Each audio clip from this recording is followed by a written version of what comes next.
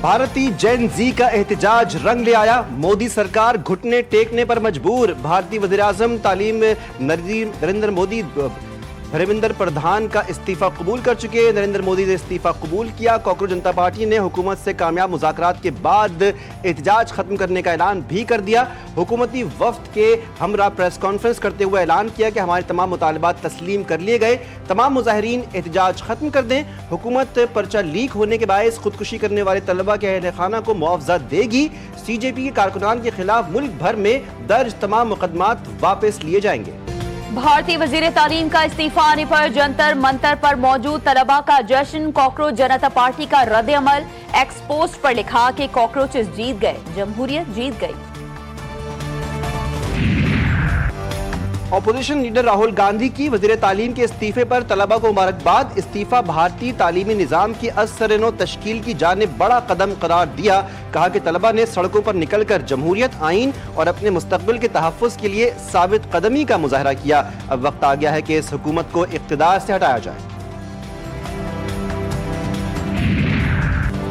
Iran पर बड़े पैमाने पर हमले करने या ना करने का हतमी फैसला नहीं किया। ईरान पहले के मुकाबले में मुज़ाकरात के हवाले से ज्यादा संजीदगी का मुजाहरा कर रहा है, ताहम वो अब भी किसी डील के लिए तैयार नहीं। अमरीकी सदर डोनाल्ड ट्रंप का दावा। व्हाइट हाउस में सहाफियों से गुफ्तगू में कहा कि अमरीका और ईरान के दरमियान राबते और बातचीत जारी है, लेकिन इस मरहले पर किसी हतमी मुआहदे के इम्कानात वाज़ेह नहीं। वजाहत की कि अगर सऊदी अरब मुआहदा इब्राहीमी में शामिल ना हुआ तो अमरीका इसके साथ न्यूक्लियर डील नहीं करेगा।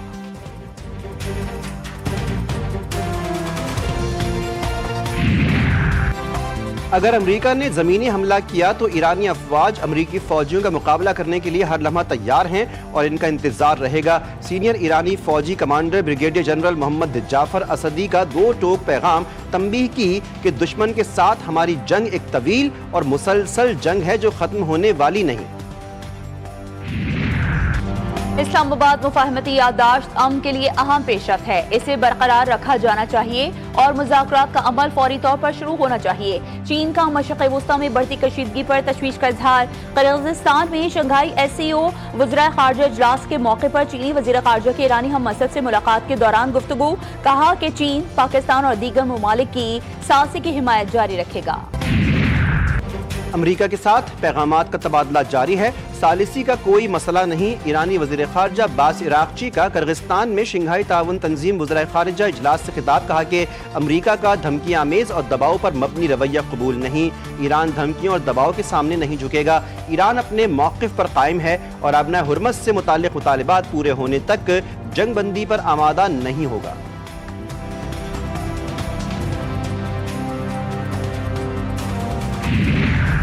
ईरान की अपने पड़ोसी मुमालिक से किसी किस्म की दुश्मनी नहीं है। ईरानी चीफ जस्टिस गुलाम हुसैन मोहसिनी की इराक़ी वज़ीर-ए-आज़म से मुलाकात में गुफ्तगू वाज़ेह कर दिया कि ईरान ने हमेशा अपने पड़ोसी मुमालिक की मदद की है, मुश्किल हालात में भी आइंदा उनका साथ देते रहेंगे।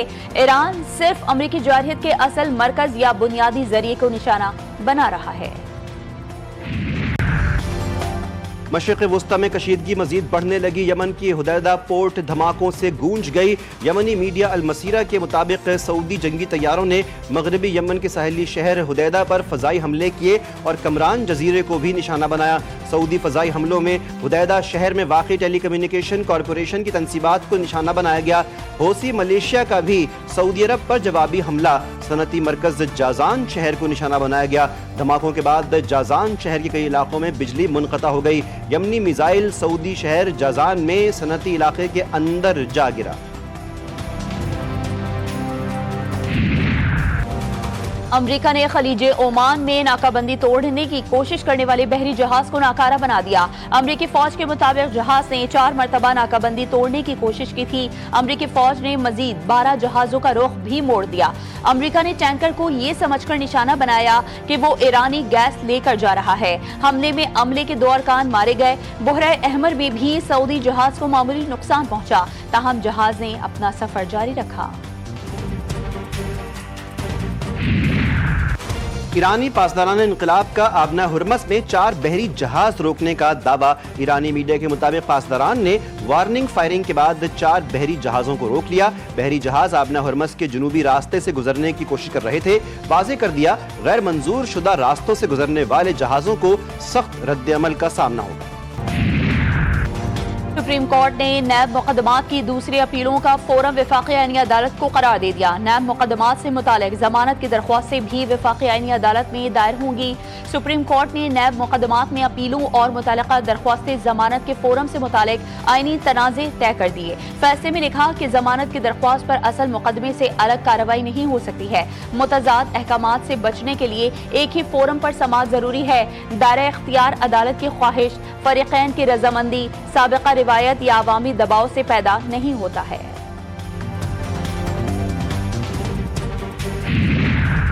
سپریم کورٹ کے فیصلے نے واضح کر دیا کہ عدالتی فورم کا تعین فریقین کی خواہش یا سیاسی مفاد پر نہیں، صرف آئین اور قانون کے مطابق ہوتا ہے۔ مضبوط عدلیہ وہ ہے جو صرف وہی اختیار استعمال کرے جو قانون اسے تفویض کرتا ہے۔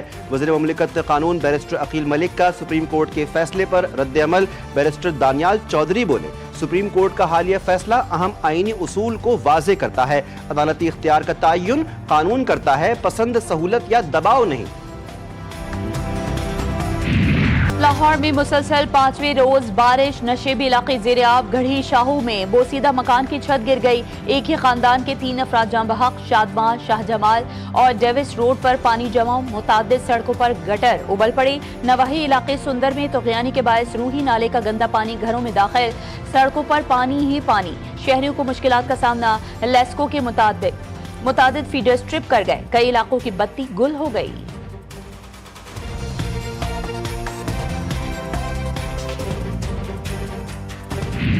پنجاب اور کے پی میں مانسون کی دھواں دھار بارش، نشیبی علاقے ڈوب گئے۔ قصور میں مکان کی چھت گرنے سے 2 بچے جاں بحق۔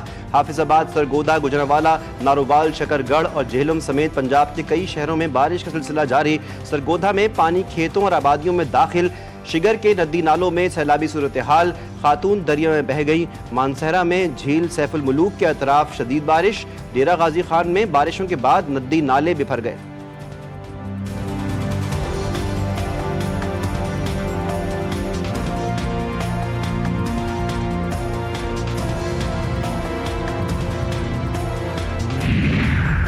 سندھ میں بھی رات گئے بادل، برس پڑی۔ تھرپارکر میں گرج چمک کے ساتھ بارش۔ مٹھی، اسلام کوٹ، میرپور خاص اور میرواہ گورجانی میں بھی بادل جم کے برسے۔ 24 گھنٹے میں ننگر پارکر میں 100 ملی میٹر سے زائد بارش ریکارڈ کی گئی۔ سندھ میں عمرکوٹ کی تحصیل میں آسمانی بجلی گرنے سے ایک بچہ جان سے گیا۔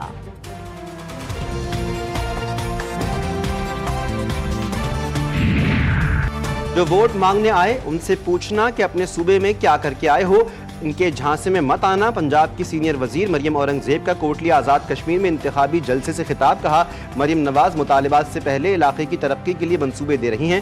مظفر آباد میں گرین بسیں پہنچ جائیں گی، اس کے بعد کوٹلی پہنچیں گی۔ کوٹلی، مظفر آباد، میرپور اور دیگر شہروں میں کلینک آن ویلز چلیں گے۔ لاہور جیسا میرپور، مظفر آباد اور کوٹلی بھی ہوگا۔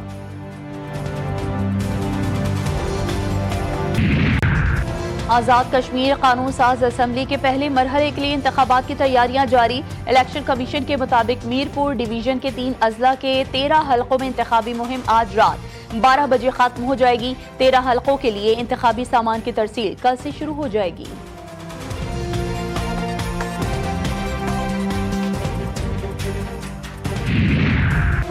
ایم کیو ایم کا آزاد کشمیر انتخابات میں نون لیگ کے مقابلے میں اپنے امیدوار دستبردار کرنے کا اعلان۔ بہادرآباد میں نون لیگ اور ایم کیو ایم وفود کی ملاقات کے بعد ایم کیو ایم پاکستان نے مسلم لیگ نون کی مکمل حمایت کا اعلان کر دیا۔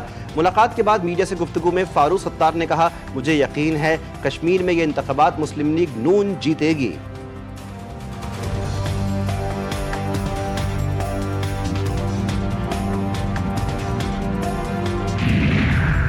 سندھ کو وفاق سے 2263 ارب روپے ملے ہیں۔ 18 سال ہو چکے، 22,000 ارب روپے اب تک مل چکے ہیں، لیکن کراچی کو اس میں سے صرف 3% ملے ہیں۔ یہ سارا پیسہ دبئی منتقل ہوتا ہے۔ ایم کیو ایم پاکستان کے رہنما مصطفیٰ کمال کی پریس کانفرنس، زور دیا کہ سندھ میں مزید صوبے بنانے کی ضرورت ہے۔ ایم کیو ایم پاکستان نے آئینی راستہ بھی اختیار کر لیا، اب ہم لوگوں کو سڑکوں پر لے کر آئیں گے۔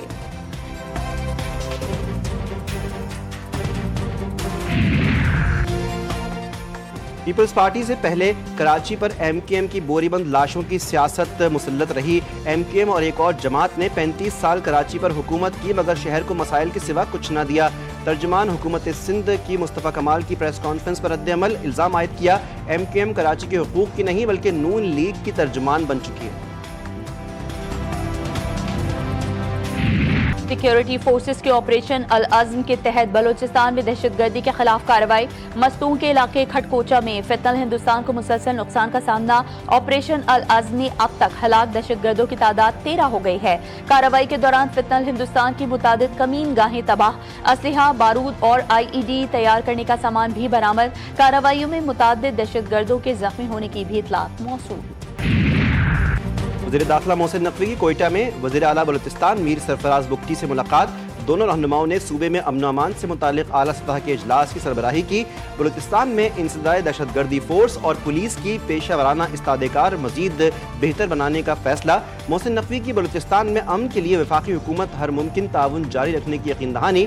بحالی امن کے لیے ماسٹر پلان پر فوری اور مؤثر عمل درآمد ناگزیر قرار دیا۔ وزیر اعلیٰ بلوچستان نے واضح کر دیا دہشت گردی کے خلاف جنگ میں کسی دباؤ میں نہیں آئیں گے، ریاست کی ریٹ ہر قیمت پر قائم کی جائے گی۔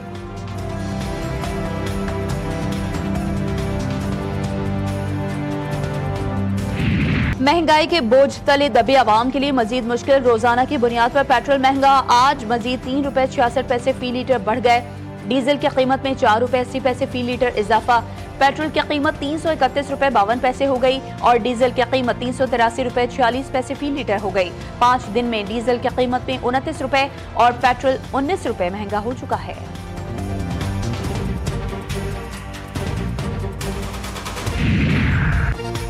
شام میں 2 بسوں کے درمیان خوفناک تصادم، 35 افراد جاں بحق، متعدد زخمی۔ حادثہ تیز رفتاری اور مخالف سمت سے آنے والی بسوں میں ٹکر کے باعث ہوا۔ تصادم کے بعد ایک بس میں آگ لگی۔ پاکستان اور ویسٹ انڈیز سیریز کے درمیان پہلا ٹیسٹ، ویسٹ انڈیز کی پاکستان کے خلاف بیٹنگ جاری۔ میزبان ٹیم کی پہلی وکٹ 13 رنز پر گر گئی۔ برینڈن کنگ 12 رنز بنا کر محمد عباس کا نشانہ بنے۔ اس سے قبل کپتان بابر اعظم اور ویسٹ انڈیز کے کپتان نے ٹرافی کی رونمائی کر دی۔ عبداللہ فیصل انجری کے باعث پہلے ہی میچ سے باہر ہو گئے۔ کپتان بابر اعظم پرعزم کہتے ہیں کہ ویسٹ انڈیز کے خلاف مقابلے کے لیے تیار ہیں۔ کھلاڑیوں نے فٹنس پر بہت کام کیا ہے، دوبارہ کپتانی ملنے کا کوئی پریشر نہیں۔ سینیٹر مشاہد حسین سید نے ہائی ٹیک روبوٹ کی ویڈیو شیئر کر دی۔ روبوٹ کو مشکل اور دشوار گزار پہاڑی راستوں اور ندی نالوں میں انتہائی تیزی کے ساتھ سفر کرتے دکھایا گیا ہے۔ روبوٹ 180 کلو تک وزن اٹھانے کی صلاحیت رکھتا ہے۔ لکھا کہ یہ روبوٹکس کے شعبے میں چین کی شاندار کامیابی کی داستان۔ اور ایکشن سے بھرپور ڈرامہ سیریز لینٹرنز کے پہلے سیزن کا ٹریلر ریلیز کر دیا گیا۔ پہلا سیزن 16 اگست کو نمائش کے لیے پیش کیا جائے گا۔